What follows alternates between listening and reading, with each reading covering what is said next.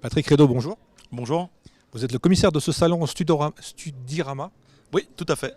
Vous vous adressez à quel public?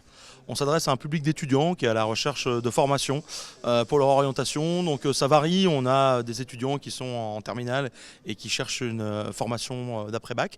Et puis vous avez aussi des étudiants qui, eux, ont déjà fait des études et veulent poursuivre leurs études. Donc ils cherchent des fois un master, une licence. Donc ça varie, on va dire, de 16 ans jusqu'à 23 ans. Est-ce qu'on est aussi dans tout ce qui est reconversion professionnelle ou alors c'est autre chose? Alors ça c'est autre chose, c'est ce qu'on appelle la formation continue, là on est vraiment sur la formation initiale, donc c'est vraiment destiné aux étudiants qui sont encore dans le, on va dire, dans le cursus scolaire.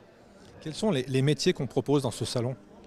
C'est très varié, l'idée c'est un salon des études supérieures donc, qui propose toutes des formations différentes post-bac. On essaye d'avoir des formations les plus variées possibles. Vous avez des écoles d'ingénieurs, des écoles de commerce, on a des écoles d'art aussi, des écoles du numérique. La médecine aussi? Oui, la médecine bien entendu qui est présente sur tous nos salons. Donc c'est vraiment variable, on essaye d'en avoir, de susciter des vocations à travers les différentes formations qui seront proposées sur ce salon. C'est une journée d'information en quelque sorte. Exact. On prend de l'info et puis on va s'inscrire, on prend des dossiers. Exactement. L'idée, c'est vraiment de pouvoir échanger concrètement. On sait que quand un étudiant va faire le choix d'intégrer une école, il part souvent pour 2, 4 ans, voire peut-être même des fois 5 ans sur des cursus assez longs. Donc, c'est des décisions qui vont être importantes dans la vie d'un jeune étudiant. Donc, c'est bien de pouvoir rencontrer les gens, de pouvoir aussi rencontrer les étudiants parce que beaucoup d'écoles viennent accompagner de leurs étudiants. Ça permet entre jeunes de pouvoir partager l'expérience d'un étudiant et d'avoir un discours qui va être un petit peu différent du discours institutionnel qu'on va pouvoir trouver sur un site internet ou autre. Et puis, ça permet vraiment de pouvoir personnaliser l'échange et c'est ce qui est important sur nos salons. On a vu aussi dans ce salon qu'on a une large palette de départements. Il y a des gens qui viennent de Lyon, il y a des gens qui viennent de plus loin. Ça s'installe cette organisation? On va chercher des écoles. Comment vous vous organisez pour les faire venir? Alors nous on a des réseaux, c'est vrai qu'on propose, Studirama propose des salons à travers toute la France. Donc on a un réseau qui est important. Saint-Étienne est une ville étudiante très importante, qui est très dynamique, où on propose beaucoup de formations sont proposées. Donc effectivement on a beaucoup d'écoles locales. Et puis on a aussi des écoles de Lyon, le voisin forcément. Mais on a aussi des écoles de Grenoble, des écoles de Valence, des écoles qui nous viennent de la Drôme. Donc nous pour les faire venir, c'est des réseaux. Ils participent généralement à plusieurs salons avec nous.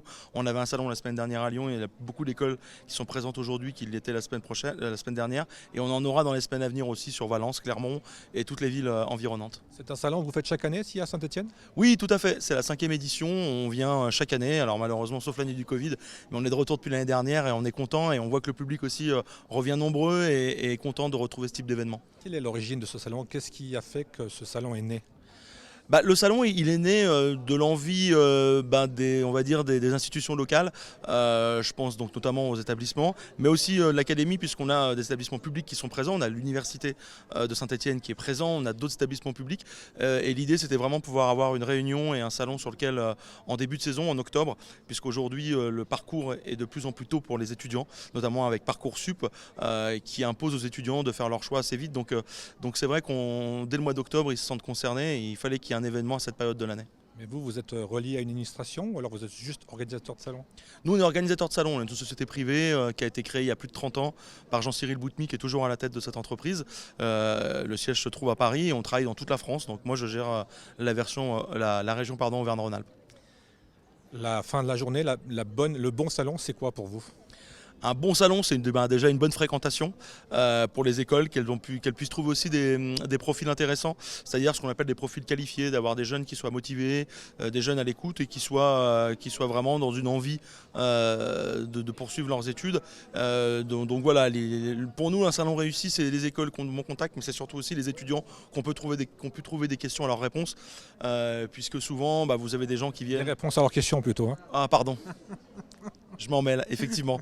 Retrouver des réponses à leurs questions, parce que vous en avez qui viennent, qui ont une certaine idée de ce qu'ils souhaitent faire, donc ils viennent pour conforter leur choix, et puis vous en avez d'autres qui viennent et qui n'ont aucune idée de ce qu'ils souhaitent faire ou qui ont une vague idée. Donc pour eux, c'est l'occasion de pouvoir avoir un peu plus clair. Donc pour nous, un bon salon aussi, c'est quand les étudiants qui ressortent là, ressortent avec les idées plus claires et une certaine idée après de ce qu'ils souhaitent faire et du cursus qu'ils doivent emprunter pour le faire. Et prendre le bon chemin. Est-ce que vous avez des retours? Vous faites un bilan à la fin du salon et vous vous dites ce qui a marché, ce qui n'a pas marché, quels sont les points à améliorer? Tout à fait, ouais, toujours. Ça fait plus de 30 ans qu'on fait des salons. L'idée, c'est de pouvoir toujours, on va dire, améliorer la formule.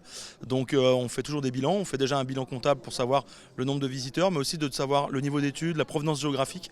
C'est important aussi pour nous de voir ce type de salon sur quelle zone géographique on draine du monde et quel niveau d'études, quel profil visiteurs viennent. Et puis ensuite, en termes d'organisation, bien entendu, chaque année, on essaie de faire évoluer des choses pour que ce soit le plus confortable possible pour les visiteurs, mais aussi pour les exposants. Justement, au niveau géographique, est-ce qu'il y a des lieux qui sont à l'étude? Est-ce qu'il y a des endroits où vous aimeriez vous implanter?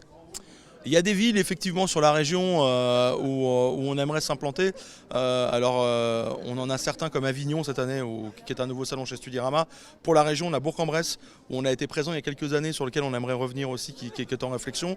L'idée, c'est vraiment de pouvoir toujours trouver des villes, mais qui proposent un potentiel pour les étudiants. Après, s'ils ont un grand salon qui est proche de leur ville, comme un salon de Lyon qui draine beaucoup, c'est pas toujours intéressant pour eux. Mais si on a une ville qui a un niveau beaucoup d'étudiants et sur lequel il y a du potentiel, on créera un salon effectivement. Pour terminer, les prochains rendez-vous, c'est quoi? Les prochains rendez-vous, donc là il y a les vacances scolaires pour nous, donc c'est une petite pause de 2 semaines. Et les prochains sur la région, ce sera le 19 novembre à Valence et le 26 novembre à Clermont-Ferrand.